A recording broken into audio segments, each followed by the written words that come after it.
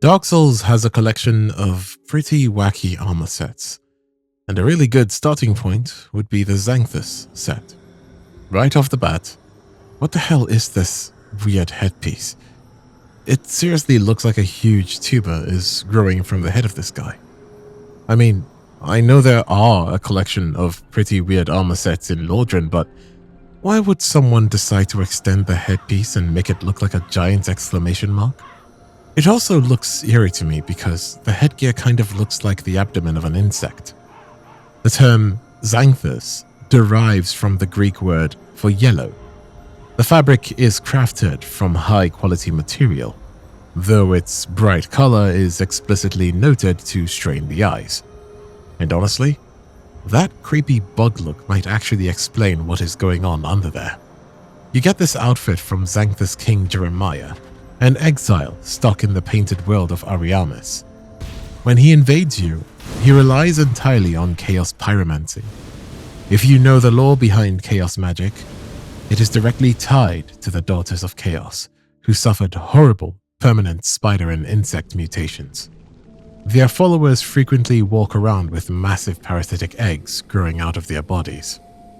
I know this is a pretty whack theory, but I think the towering yellow cone is probably an insect mutation. He essentially took a giant bandage and wrapped it around a chaotic deformity. Seriously, the whole setup is highly suspicious, and you really have to wonder what exactly developers were thinking when they were in the design room. Take a close look at the Xanthus overcoat. It's not even a full piece of clothing, it's basically a torn up yellow crop top. Then you add his weapon of choice to the mix, and Jeremiah actively hunts you down using a notched whip. This is a weapon specifically covered in spikes, designed to rip flesh open and cause massive bleeding. So, putting the entire picture together, you are getting invaded by a guy wearing a massive yellow bug tumor on his head, rocking a crop top in a blizzard, and aggressively lashing you with a torture whip while throwing fireballs. The entire setup is extremely suspicious. Like, what kind of fetish is this, Miyazaki? Anyways, jokes aside, the whole character is also a huge callback to an older game. Back in Demon Souls, there was a boss called the Old Monk, who has a similar ridiculous headpiece. Miyazaki clearly just wanted an excuse to bring that ridiculous headpiece back. But for Dark Souls, he decided to crank the weirdness up to a 10 by throwing in the exposed flesh and the bleeding whip, just to make the whole encounter as uncomfortable as possible. Right off the bat, how is a normal human spine supposed to support this? Smo's armor looks like it weighs 1,000 pounds, and the game explicitly admits that humans can only wear it with severe difficulty. When you equip this gear, you transform into a giant golden sumo wrestler. Your character's silhouette becomes completely absurd. You develop a massive rounded torso, thick barrel-like limbs, a tiny head resting on top of the bulk. And yes, let's not forget about this. A helmet elevates the weirdness to a completely different level. The metal face has an unsettling grin. The most bizarre detail, however, is the placement of the eyes. The helmet features a carved face with large decorative eyes staring straight ahead. But if you look closely at the thick neck region, you will find the actual viewing slits. The wearer looks out from beneath the fake chin. This detail heavily mimics predatory insects that use false eyes on their bodies to disorient and intimidate threats. The armor also matches the original owner lore-wise. This set was customized specifically for Executioner Smo.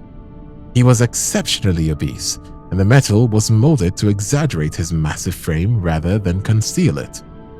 But there is a rather weird anomaly. Looking at his concept art gives us a clue that Smo was not really that obese. In fact, he was pretty muscular and jacked.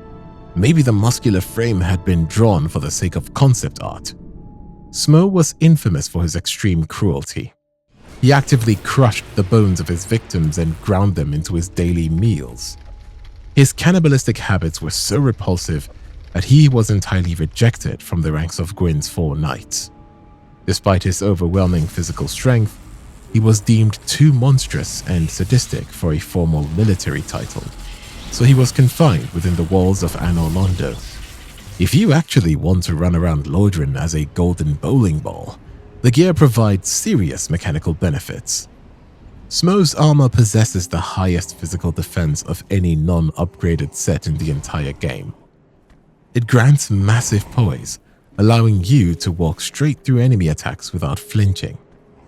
It is highly effective at blocking slash weapons and fire magic. The main drawbacks are a specific weakness to blunt strike damage and the complete inability to upgrade the pieces at the blacksmith. To acquire this monstrosity, you must endure the most infamous boss fight in Anor Londo. You have to face the Dragon Slayer Ornstein and Executioner Smo simultaneously, but you must specifically kill Ornstein first. After you defeat Super Smo, you can find the merchant, Donal of Xena. He will then gladly sell you the armor set. Let's talk about another completely unhinged fashion choice in Lordran, the set of thorns. This medium armor set essentially turns you into a walking hazard. It is the trademark appeal of Kirk, Knight of Thorns, a notorious member of the Chaos Covenant. The entire gimmick here is that you get to use your body as a weapon. By simply wearing the gear, you can cause damage to enemies in some seriously funny ways. You can literally just roll, run, or jump into an enemy to physically hurt them. If you just wear the leggings, your kicks will do extra physical damage, and slapping on the gauntlets boosts your bare fist punches, letting you punch way above your weight class. As hilarious as it is to endlessly stunlock enemies by aggressively dodge rolling into their shins, the gear is actually pretty terrible mechanically. The set offers below average defense and resistances, considering its heavy weight of 27 units. If you want actual protection, the Dark set provides much better stats across the board and at a lower weight too.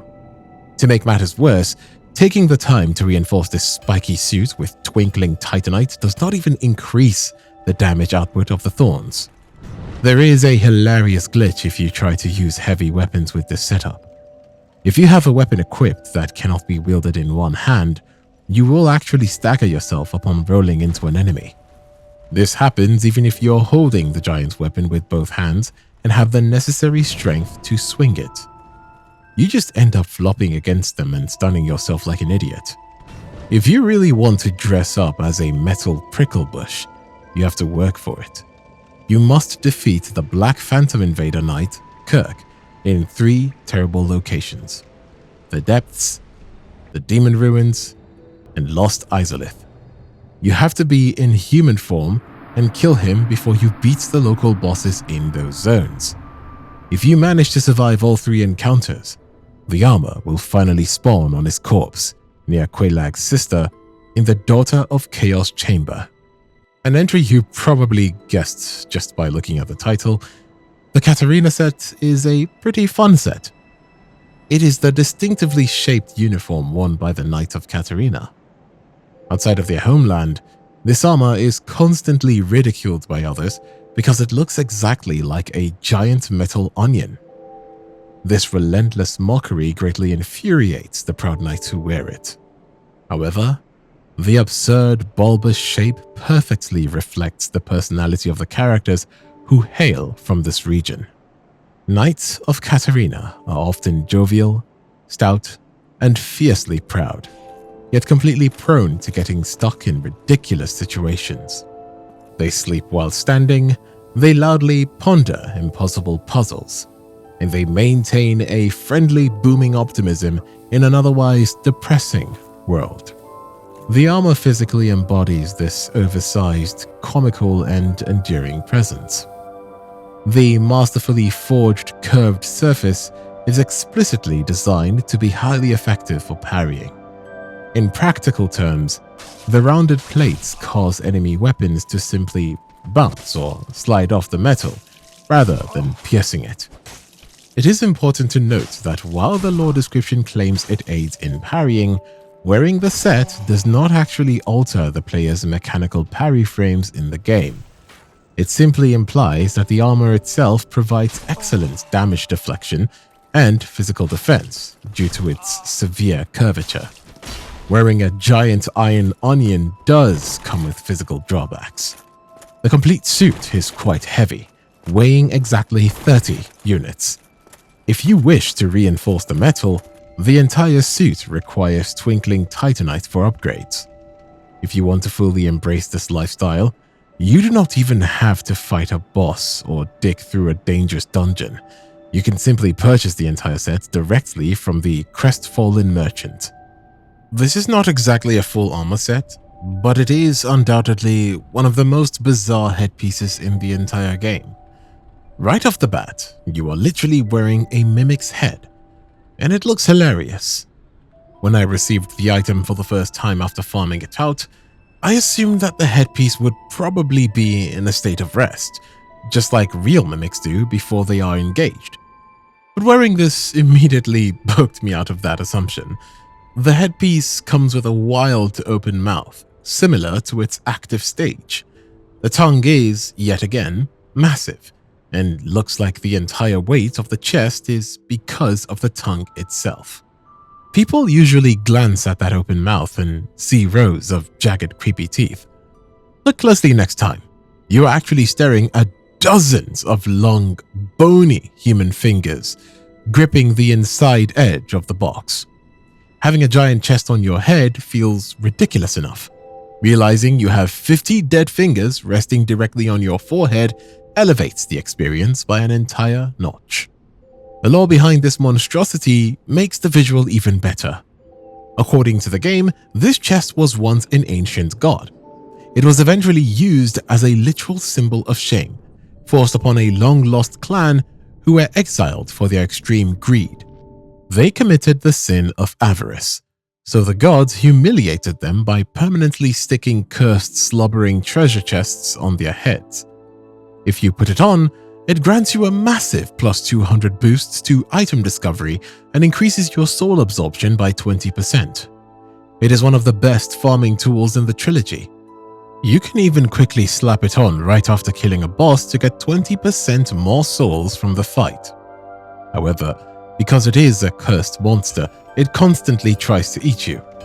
Wearing this helmet drains your health at a rate of 5 HP per second. It is literally chewing on your skull. The craziest part? This health drain persists even while you are resting at a bonfire. The helmet is also incredibly heavy, weighing 10 units, and it actually has decent physical defense, but the drawbacks are severe. Not only does it slowly kill you, but it also reduces your stamina regeneration. To get this cursed chest, you have to farm mimics. It is a very rare 0.1% drop from the mimics found in places like Sen's Fortress or Anor Londo. Fortunately, if you kill every single mimic in the base game, the very last one is guaranteed to drop it. Just remember to take it off before you go AFK. Moving away from traditional clothing, we have the wooden masks, dropped by Pinwheel. I think these carved faces are incredibly unique because they only exist in the original Dark Souls and completely vanish in all the other later games.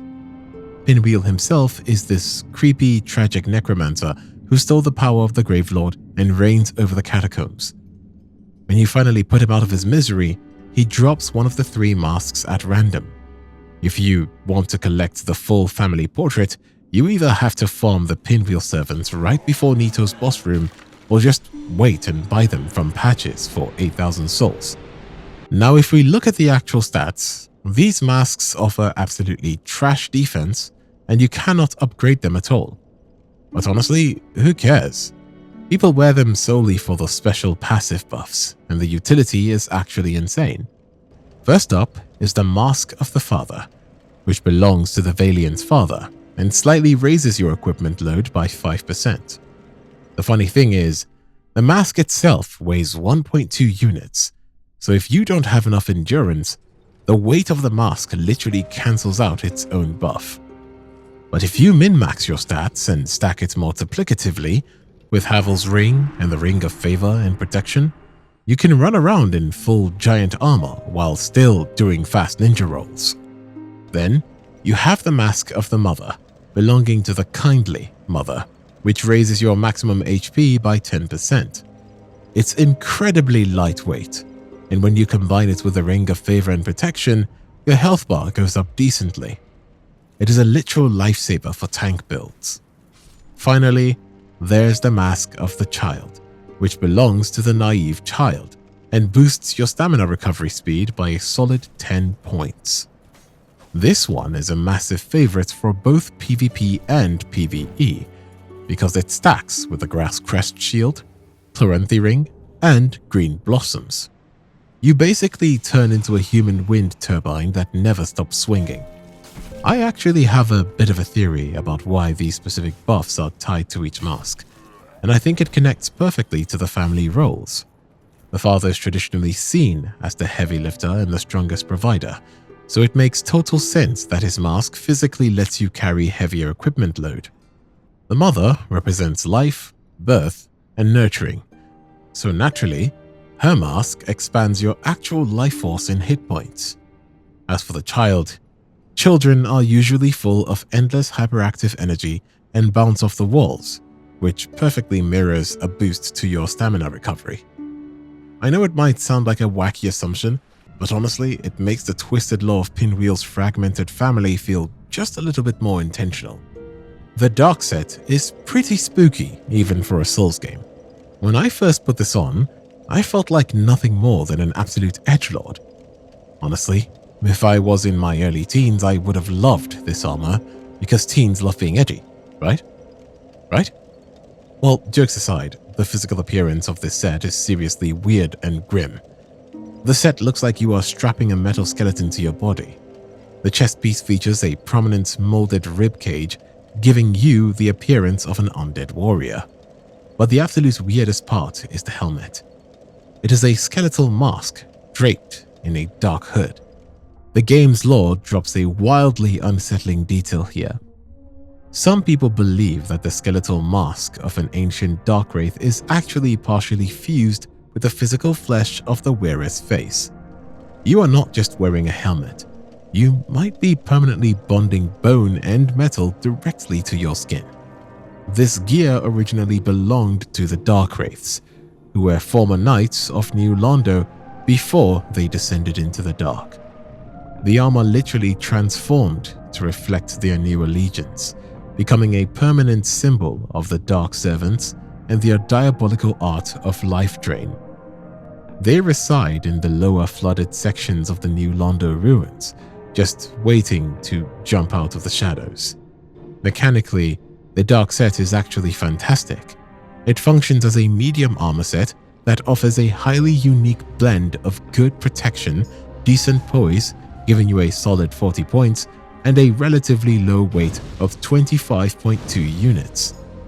While its absolute defensive numbers might not be spectacular compared to the heaviest gear, it stands above almost everything else in the game when you look at defense per unit of weight. It is perfect if you want to take a few hits without staggering, but still want to stay light enough to dodge quickly. The main drawback is that you have to upgrade all the pieces using Twinkling Titanite. Also, acquiring it is a massive hassle. You do not just find this in a chest. You have to locate Darkstalker Karth and grind your way up to rank +2 in the Darkwraith Covenant, which requires feeding him a total of 30 humanities. It is a time-consuming and difficult process, but I guess that is the price you pay to look like an edgelord. The game drops another weird piece of lore about these guys. Some characters actually believe the Dark Wraiths were revolutionaries trying to defend the human race. Now, I don't know about you, but a guy wearing a fused skeleton does not exactly scream hero to me. Also, they use a pretty weird spell called Life Drain to suck the humanity right out of their victims. I don't think it can get any edgier than this. We also need to talk about the absolute nightmare of upgrading the suit. You need Twinkling Titanite for every single piece. Early on, finding that material is a massive headache. Later in the game, You can just buy it from the giant blacksmith in Anor Londo. He charges a ridiculous 8,000 souls for just one piece. If you are broke, you have to run all the way down to Ash Lake or the Crystal Cave. You end up spending hours farming giant clams just to make your edgy skeleton pants slightly stronger. Alright, the Dingy set is not exactly weird visually, but when I actually read the item descriptions, the lore gets incredibly creepy. This outfit belongs to Anastasia of Astora. She is the firekeeper trapped underneath Fireling's shrine. The clothes were originally a pure white maiden set. She sat in the miserable cell for so many years that the bonfire smoke and ash completely stained the fabric dark. When you look at the blood-stained skirt, the game straight up hints that her legs were intentionally mutilated to prevent her from escaping her duties. I really think that is just brutal. To make it worse, you only find this set after Lautrec breaks into her cell and kills her. If you put the outfit on, you can visibly see the massive bloodstains soaking the bottom of the robes. The stats are actually crazy. It weighs basically nothing. It also gives you a massive chunk of curse resistance, and that makes it the perfect gear for surviving those terrifying basilisk frogs early on. If you fully upgrade the pieces, it somehow gets the highest magic and lightning defense out of any armor set in the game. You just have to accept the fact that you will have zero physical poise. The favor set might seem like a weird pick for this list. Bear with me though, because the hidden details in this gear are actually amazing. Usually, the armor an NPC wears perfectly matches their personality. You can basically read their minds just by looking at their clothes. The crestfallen knight gave up all hope and feels completely depressed. He wears basic, boring chainmail that looks completely bland. Solea is a massive fanboy of the sun. He literally painted a giant sun right on his chestpiece. Siegmeyer is a bubbly, joyful, and funny guy. Everyone in the game calls his outfit onion armor because it is completely round and ridiculous. Then you look at the Knight Lautrec of Karim. His outfit completely contradicts his entire vibe. Lautrec is a very dark, treacherous guy. You originally find him locked inside a prison cell in the Undead Parish. If you let him out, he hangs around Fireling's shrine, acting incredibly sketchy. Eventually, he straight up murders Anastasia, the innocent firekeeper, just to steal her soul. Despite his evil nature, his gear looks brilliant. The set of Favor is one of the absolute shiniest, most heavily decorated medium armor sets you can find. It is glazed in bright golden brass. The craziest part is the chest piece. A pair of golden arms literally wrap completely around the torso to embrace the wearer. The lore explains that these arms represent the love of the goddess Fina. During his isolation, Lautrec abandoned absolutely everything else in his life because he believed in her love so deeply. He walks around committing horrible crimes while wearing a bright, shiny suit that gives him a permanent hug. The developers hid one final detail to remind you who he really is. If you look closely at the helmet and the leggings, you can actually see permanent bloodstains splattered across the shiny gold metal. His weapon choice also tells you exactly what kind of person he is. Lautrec dual-wield shotels. These are nasty curved swords shaped like sickles. Normal knights use straight swords and fight with honor. Lautrec uses weapons specifically designed to reach right around a shield. He strikes people who think they are safely blocking. He literally fights by bypassing your defenses and stabbing you in the back. It perfectly matches his personality. To actually get your hands on this gear, you have to track the murderer down. You pick up a black eye orb from Anastasia's dead body and use it in Anor Londo to invade Lautrec's world. After you defeat him and his two bodyguards, you can find his corpse resting on a balcony just outside the boss room. You get to loot his shiny hug armor and finally end his crime spree. If you manage to survive that mess, the favor set is actually an incredible piece of gear. It sits right in the medium armor category, and it gives you 47 poise, letting you take a solid hit without staggering. The physical defense is robust, but the status effect resistances are the real prize. It provides massive protection against curses and poison. You can fully upgrade all the pieces using Twinkling Titanite. We usually focus on gear you pick up and equip, but this next item is actually a parasitic infection, and we absolutely need to talk about it. The Egghead is easily the most disgusting status effect in the entire franchise. You get it by wandering into Blighttown or the Demon Ruins. You will see these miserable infected enemies crawling around with massive egg sacs on their backs. If you let one of them grab you, a vile maggot pops out and briefly latches onto your character. You might think you survived the attack just fine, but roughly a few minutes later, your character will start scratching their head. I think this is the creepiest warning sign in the game. After another few minutes of itching, a giant infected egg completely swallows your head. Say goodbye to your fashion choice, because the egg forcefully unequips your helmet and you cannot put another one on. The nightmare really begins when you start fighting. The parasite is a living creature, so it immediately starts siphoning exactly half all the souls you earn from defeating enemies. Weirdly enough, if you crush a consumable soul item, you get your full souls and the egg just magically gets an equal amount fed directly to it. If you let this parasite consume 100,000 souls, it actually matures and lets the inner parasite emerge. It also completely messes with your combat mechanics. If you try to kick an enemy, a massive maggot violently bursts out of the egg and bites them in the face instead. It does terrible damage, but it inflicts tremendous poise damage. There is actually one weird benefit to keeping the parasite around.